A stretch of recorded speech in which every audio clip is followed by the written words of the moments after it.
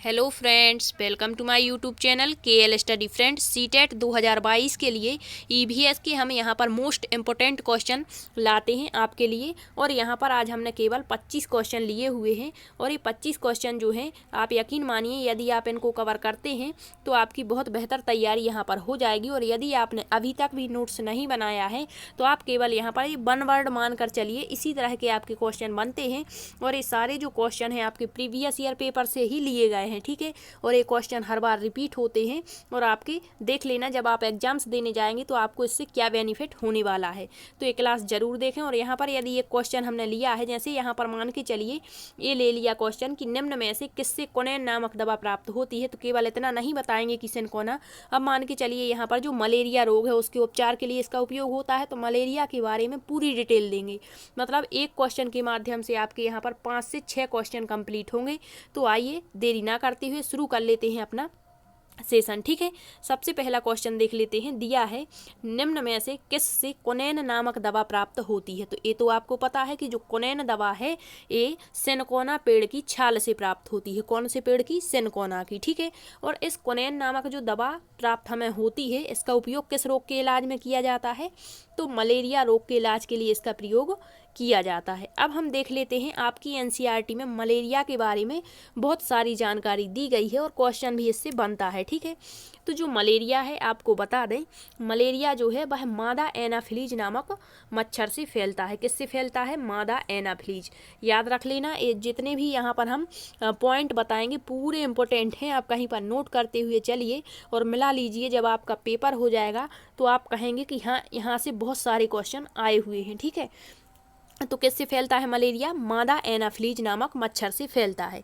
अब आपको पता होगा कि जो मलेरिया का जो वाहक है एनाफिलीज मच्छर, इसकी खोज किसने की थी, तो रोनाल्ड रॉस ने सिकंदराबाद के अस्पताल में। कहाँ पर? ये भी पूछा गया था पिछली बार कि किस अस्पताल में और किसने खोज की थी, तो रोनाल्ड रॉस ने सिकंदराबाद के अस्पताल में मलेरिया का जो वाहक है मादा एनाफिलीज नामक मच्छर, इसकी खोज की। और इसी के क्षेत्र में इनको 1902 में, कब?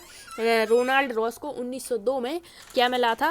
नोबेल पुरस्कार प्राप्त हुआ था और 1905 में इनकी मृत्यु हो गई थी। अब क्वेश्चन एक पूछा जाता है कि निम्न में से कौन कौन से रोग मच्छरों के द्वारा फैलते हैं, अर्थात मच्छर के द्वारा फैलने वाले रोगों का समूह पूछा जाता है। तो ऑप्शन में दिया रहता है चिकनगुनिया, डेंगू, मलेरिया। दूसरा ऑप्शन दे देंगे चिकनगुनिया, डेंगू, या फिर एक रोग होता है मियादी बुखार करके। तो इस तरह से ऑप्शन बनते हैं।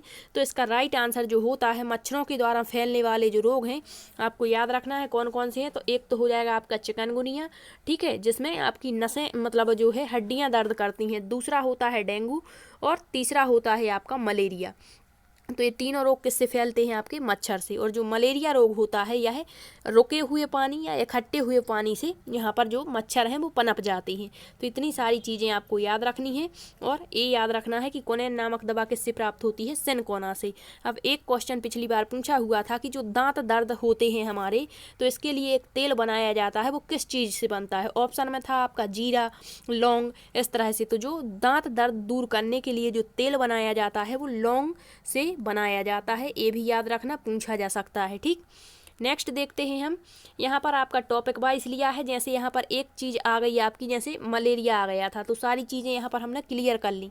अब यहाँ पर आप PNR देखेंगे तो ये ट्रेन से संबंधित होता है। तो ट्रेन के बारे में जितना भी आपकी NCERT में दिया है यहाँ पर पूरी जानकारी आपको देंगे, ठीक है। अब देखते हैं सेकंड क्वेश्चन है PNR का पूरा रूप क्या है। मतलब ये पिछली बार क्वेश्चन बना था तो आगे भी बन सकता है। पूछ सकते हैं जो PNR नंबर होता है इसमें कितने डिजिट होते हैं या अंक होते हैं। तो जो PNR होता है, सबसे पहले आपको बता दें कि ये ट्रेन टिकट की मतलब जो ट्रेन टिकट होता है उसमें लिखा हुआ एक नंबर होता है जिसे PNR नंबर कहते हैं और इसमें 10 अंक होते हैं। तो इसका फुल फॉर्म होता है पैसेंजर नेम रिकॉर्ड, ठीक है।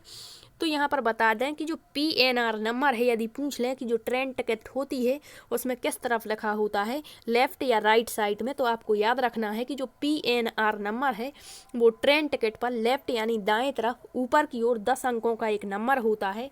तो ये क्यों लिखा होता है, तो इसी से पता चलता है या इसी से यह स्पष्ट हो जाता है कि यह ट्रेन टिकट किसका है, ठीक है।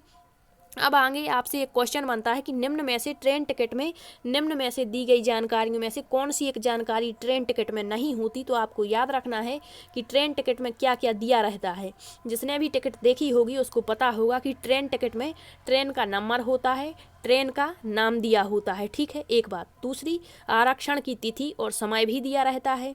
नेक्स्ट आपका जो ट्रेन टिकट होता है उसमें आपका सीट नंबर दिया होता है, बर्थ डिटेल दी गई होती है व्यक्ति की, यात्रियों का लिंग दिया होता है, मेल है या फीमेल है, और उनकी आयु भी दी गई होती है, किराया भी दिया होता है, और वयस्क और बच्चे कितने हैं इनकी संख्या दी गई होती है। लेकिन एक चीज़ नहीं होती और यही पूछता है कि क्या ट्रेन टिकट में नहीं दिया रहता, तो वो नाम नहीं होता व्यक्तियों का, ठीक है, ये बात याद रख लेना।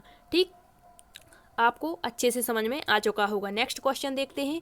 भूकंप, जो आपकी एनसीईआरटी में जितने भी पॉइंट दिए हैं भूकंप के संबंध में सारे यहाँ पर हम क्लियर करेंगे। तो यहाँ पर क्वेश्चन है, गुजरात के कच्छ में भूकंप कब आया था। तो आपको बता दें कि जो भूकंप है वो गुजरात के कच्छ में 26 जनवरी 2001 में आया था। कब आया था? 26 जनवरी 2001 में। यही आपको बता दें कि 26 जनवरी 2001 को ही आपके गुजरात के अहमदाबाद में भी भूकंप आया था जिसमें भारी नुकसान हुआ था। और 2001 में, मतलब डेट नहीं है, 2001 में भुज में भूकंप आया था। तो ये तीनों याद रखना। 26 जनवरी 2001 को आपका कहाँ कहाँ, गुजरात के कच्छ में और अहमदाबाद में भूकंप आया, और भुज में 2001 में ही भूकंप आया था। अब एक क्वेश्चन यहाँ बनता है कि यदि भूकंप आ गया है या आ रहा है तो इससे बचने के उपाय क्या होने चाहिए। तो आपको बताना है कि खुले मैदान में चले जाएं, या तो यदि आप भूकंप से बचना चाहते हैं तो खुले मैदान में चले जाएं, या फिर यदि हमारे घर से बाहर हम नहीं निकल पाए हैं तो यदि हमारे घर के अंदर एक छोटी सी टेबल है तो उसके नीचे उसे कसकर पकड़ लें और उसी के नीचे बैठ जाएं। इससे हम भूकंप से बच सकते हैं। ठीक, तो ये दोनों पॉइंट याद रख लेना। नेक्स्ट क्वेश्चन है आपका झूम कृषि के बारे में। तो पिछली क्लास में हमने 10 कृषि के बारे में अच्छे से आपको बताया था।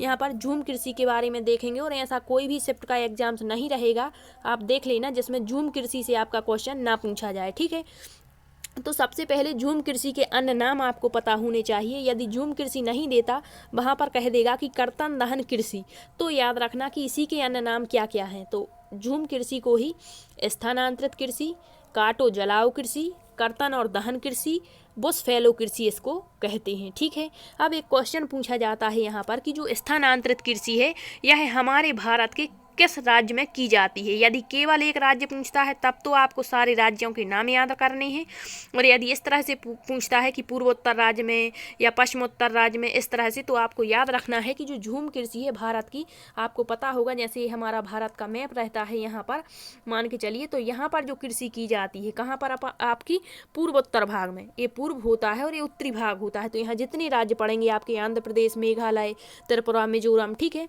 तो इनमें जो कृषि की जाती है वो झूम कृषि होती है। ठीक है, तो यदि इस तरह से पूछता है कि किस राज्यों में की जाती है तो आपको मुख्य रूप से अरुणाचल प्रदेश लगाना है, और यदि ऑप्शन में मेघालय है तो वो भी सही रहेगा। ठीक है, बाकी यदि इस तरह से पूछेगा तो आपको बताना है पूर्वोत्तर राज्यों में की जाती है। अब इसके नाम भी अलग अलग होते हैं अलग अलग राज्यों में। जैसे पूर्वोत्तर में इसे झूम कृषि कहते हैं, उसी तरह से झूम कृषि को आंध्र प्रदेश में पोंडू कहते हैं। क्या कहते हैं? पोंडू कहते हैं। इसी तरह से बुंदेलखंड में इसे बेवर कहते हैं, मध्य प्रदेश में इसे दीपा कहते हैं। अब आपको बता दें कि झूम कृषि होती क्या है, कैसे की जाती है, तो याद रखना इससे ऑप्शन वाले क्वेश्चन बनेंगे आपके लैंग्वेज वाले। ठीक है, सॉरी, तो यहाँ पर याद रखना कि जो झूम कृषि होती है इसमें एक फसल को अच्छे से सुनना, ठीक है, एक फसल को काटने के पश्चात खेत जो होता है उसको कुछ वर्षों के लिए खाली छोड़ देते हैं। किसमें?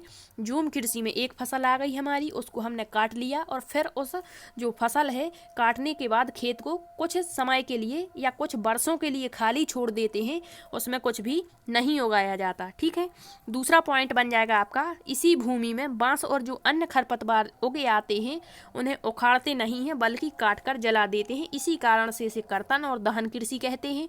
और जो राख इससे जलाने से बनती है वो इस खेती को उर्वरा शक्ति प्रदान करती है। और जब यह भूमि खेती के लिए तैयार हो जाती है, मतलब छोड़ दिया था हमने खेती करने के बाद, फिर जब 2-3 वर्ष के बाद यह खेती फिर से भूमि करने के लिए तैयार हो जाती है तो उसे हल्का सा खोदा जाता है। अब यहाँ पर क्वेश्चन बनता है कि इसको हल्का सा खोदा जाता है या गहरी जुताई की जाती, तो याद रखना हल्का सा खोदा जाता है, ना कि गहरी जुताई करते हैं। ठीक है, भूमि को यहाँ पर जोता नहीं बल्कि केवल खोदा जाता है और उस पर फिर बीज छिड़क दिए जाते हैं। तो इस तरीके से जो झूम कृषि है वो की जाती है। आई होप आपको अच्छे से समझ आ गया होगा, और जिसको और डिटेल से यदि ये सारे टॉपिक चाहिए हैं तो आप प्लेलिस्ट बनी हुई है, उसमें हमने सारे टॉपिक आपके एनसीईआरटी बेस्ड कवर कराए हैं, तो एक बार जाकर जरूर देख लें। ठीक है, आपको बहुत बेनिफिट होगा। देखते हैं नेक्स्ट क्वेश्चन दिया है यहाँ पर, निम्न में से खाना पकाने के तरीके हैं। तो आपको खाना पकाने की विधियाँ भी बताई थी। ठीक है, तो यहाँ पर दिया है कि सेक करके बनाते हैं, तल करके, भून करके। अब ये ऑप्शन पर डिपेंड करेगा कि आपके ऑप्शन में दिया क्या है। अब यहाँ पर ये क्वेश्चन ये बन जाता है कि भोजन पकाने की सर्वोत्तम विधि कौन सी होती है। तो भोजन पकाने की सर्वोत्तम मतलब सबसे अच्छी विधि होती है भाप में खाना पकाना। ठीक है, इससे ना तो इसके प्रोटीन नष्ट होते हैं, जो चीज़ें इसमें पोषक तत्व है वो नष्ट नहीं हो पाते भाप में पकाने से। इस कारण से भोजन पकाने की सर्वोत्तम विधि मानी जाती है भाप में पकाना। ठीक, नेक्स्ट क्वेश्चन देखते हैं। एक आपका दिया है खाद्य पदार्थों का संरक्षण संबंधी टॉपिक। तो यहाँ पर हम सारे खाद्य पदार्थ तो लेकर नहीं आए हैं, लेकिन आप प्लेलिस्ट में जाकर इसका वीडियो जरूर देख लें, वहाँ पर डला होगा। ठीक है, यहाँ दिया है कि रीना को आम पसंद है और वह इन्हें जाड़े के लिए सुरक्षित मतलब ठंडों के लिए सुरक्षित करके रखना चाहती है, तो कौन सा तरीका। अब आपके ऑप्शन दिए गए होंगे, तो यहाँ पर हमने डायरेक्ट ऑप्शन लिया है कि यदि हमें आम को संरक्षित करके रखना है मतलब दूसरे मंथ के लिए, तो इसका जो आम है उसका या तो अचार बना देंगे या आम पापड़ बना लेंगे और इसे लंबे समय तक हम सुरक्षित रख सकते हैं। इसी तरह से आपसे पूछ सकते हैं कि दूध को किस तरह से सुरक्षित रख सकते हैं, तो उबाल करके।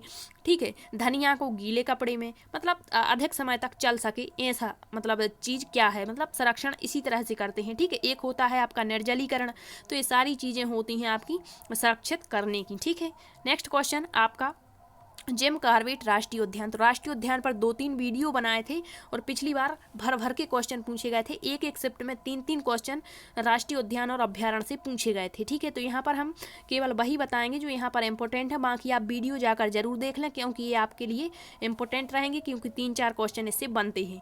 दिया है जिम कॉर्बेट राष्ट्रीय उद्यान किस राज्य में स्थित है। तो ये तो पता है आपको कहाँ पर है, उत्तराखंड में। अब जो जिम कॉर्बेट राष्ट्रीय उद्यान है, ये आपका भारत का पहला राष्ट्रीय उद्यान है। तो ये भी पूछा गया था क्वेश्चन कि भारत का फर्स्ट राष्ट्रीय उद्यान कौन सा है, तो वो भी आपका जिम कॉर्बेट राष्ट्रीय उद्यान उत्तराखंड है। इसका पुराना नाम यदि आपसे पूछता है तो इसी का पुराना नाम था हेली नेशनल पार्क। ठीक, नेक्स्ट क्वेश्चन यहाँ से बन जाता है एक आपका कि हेमिस राष्ट्रीय उद्यान जो है वो कहाँ पर है, तो लद्दाख में है। और भारत का यदि कहता है सबसे बड़ा राष्ट्रीय उद्यान कौन सा है, तो वो भी आपका हेमिस राष्ट्रीय उद्यान लद्दाख ही है। नेक्स्ट बनता है आपका क्वेश्चन घाना नेशनल पार्क, जो पिछली बार पूछा गया था। इसी को केवलादेव राष्ट्रीय उद्यान कहते हैं, घाना नेशनल पार्क को, जो आपका कहाँ पर है, राजस्थान में है। कान्हा नेशनल पार्क यदि पूछता है तो मध्य प्रदेश में है, जहाँ हालो और बंजर घाटी है। गिर राष्ट्रीय उद्यान कहाँ पर है आपका, तो गुजरात में है, यहाँ पर बब्बर शेर सबसे ज़्यादा पाए जाते हैं। तो ये पूछता है कि कौन सा राष्ट्रीय उद्यान कहाँ है और किस लिए फेमस है। ठीक है, तो ये सारी चीज़ें आपको वीडियो में मिल जाएंगी, आप वहाँ जाकर देख लें। नेक्स्ट है दाचिंगम राष्ट्रीय उद्यान कहाँ पर है, तो आपका जम्मू कश्मीर में है। पूछता है किसके लिए फेमस है, मतलब फेमस है, तो एक काले हिरण के लिए। ठीक है, इसके बाद है दुर्गा पूजा। तो आपके उत्सव भी बनते हैं, क्वेश्चन पूछा जाता है। तो जो दुर्गा पूजा है वो कहाँ का प्रसिद्ध उत्सव है, तो पश्चिम बंगाल का।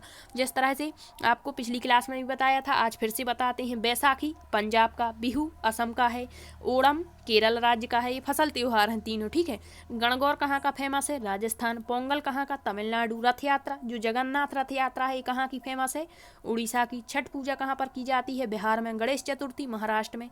तो ये सारी चीज़ें आपको याद रख लेना है। नेक्स्ट है आपका विटामिन, मतलब जो आपके पोषक तत्व हैं, इससे हर बार क्वेश्चन बनते हैं, 3 से 4 क्वेश्चन। अब यहाँ पर आपकी विटामिन हो, प्रोटीन हो, इसके अलावा आपका 1 मिनट रुकिए, यहाँ पर आपका विटामिन, प्रोटीन, कार्बोहाइड्रेट, वसा, इसके अलावा जो अन्य चीज़ें जैसे खनिज तत्व हो गए, तो इनसे हर बार क्वेश्चन बनते हैं। तो यहाँ पर आपको विटामिन में क्या क्या याद रखना है, विटामिन की खोज किसने करी, कौन से विटामिन जल में घुलनशील हैं, कौन से विटामिन आपके वसा में घुलनशील हैं, इसके बाद कौन से विटामिन का रासायनिक नाम क्या है, और इसके स्रोत कौन कौन से, मतलब किससे प्राप्त होते हैं, इसके रोग कौन कौन से, मतलब किस विटामिन से कौन सा रोग होता है और इसका प्रयोग कहाँ पर किया जाता है। ठीक है, तो जैसे विटामिन यहाँ पर पूछा गया है कि विटामिन ए का रासायनिक नाम क्या है, तो आपको शुरू से बता दें कि जो यदि पूछता है कि विटामिन शब्द किसने दिया, तो फंक ने दिया था। कब दिया था, 1911 में। शब्द की बात कर रहे हैं, ठीक है। लेकिन यदि खोज का कहता है, खोज किसने की, तो हॉपकिंस ने खोज करी थी। सबसे पहले विटामिन का यदि प्रयोग पूछते हैं तो जो विटामिन है वो हमारे शरीर में किस लिए उपयोगी है, तो पाचयी क्रियाओं में सहायक होता है विटामिन।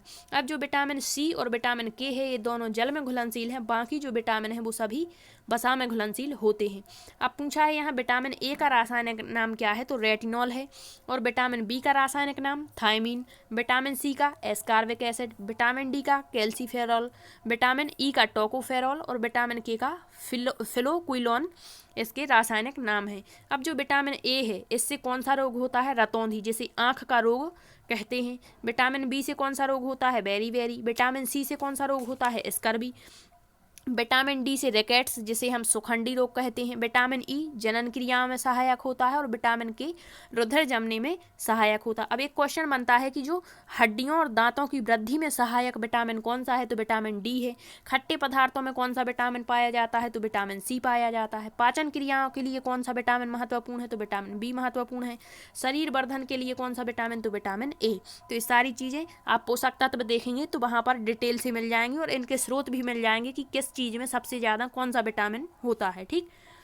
नेक्स्ट है यहाँ पर क्वेश्चन, जब हम लोह तत्व युक्त भोजन प्राप्त करते हैं तो हम उस लोह से हमें क्या प्राप्त होता है, मतलब लोह तत्व युक्त भोजन अब कौन कौन सा होगा, जैसे हमने हरी सब्जियां खा ली तो इसमें लोह तत्व अधिक होता है। गुड़ खा लिया, इसमें लोह तत्व अधिक होता है। जैसे हमने आंवला खा लिया, तो लोह तत्व युक्त भोजन जब आपको पता होगा तब तो आप इसका आंसर लगा पाएंगे।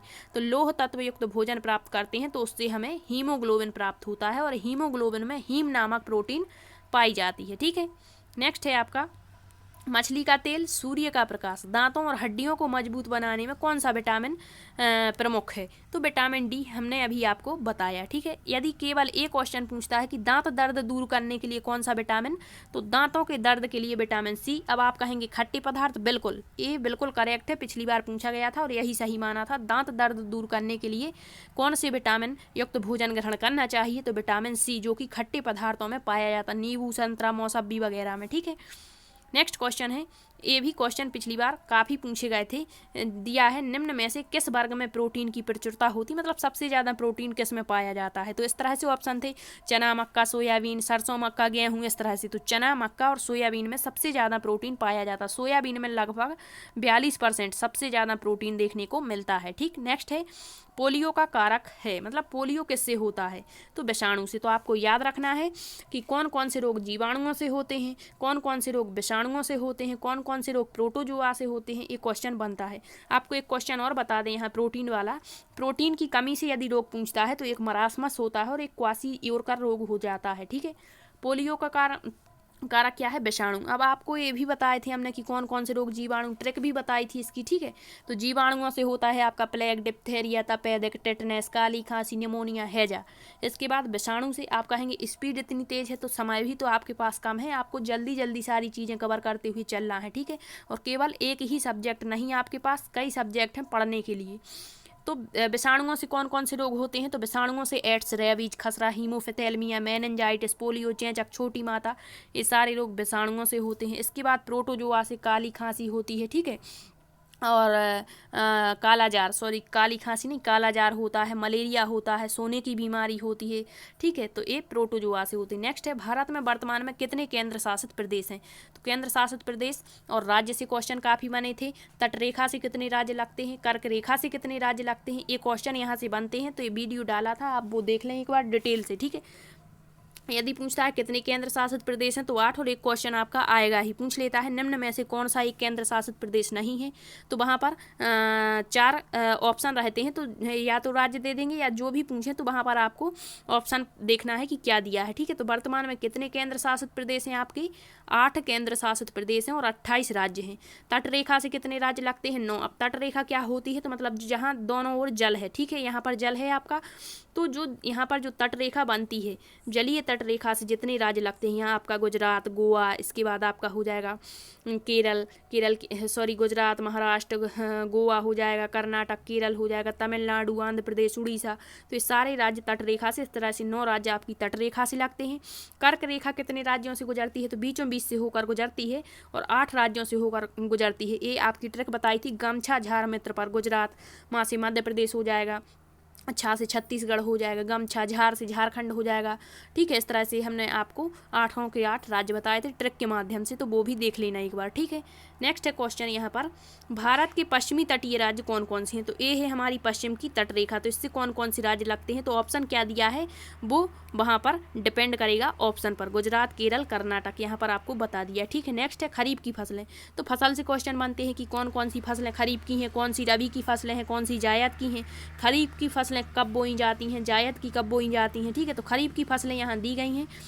खरीफ मतलब खचना, और खचना में कौन कौन सी फसलें होती हैं? तो सोयाबीन, धान, मक्का, गन्ना, तिलहन फसलें, ये सारी खरीफ की फसलें होती हैं। जबकि गेहूँ आपका, चना हो गया, ये सारी, जैसे मसूर हो गया, तो ये सारी चीज़ जो है वो आपकी किसकी फसलें होती हैं? रबी की। और जो जायद की वर्तमान में किसकी फसल चल रही है अभी? रबी की। ठीक है, और जायद की फसलें आपकी हरी हो जाएगी, मूंग, लोबिया।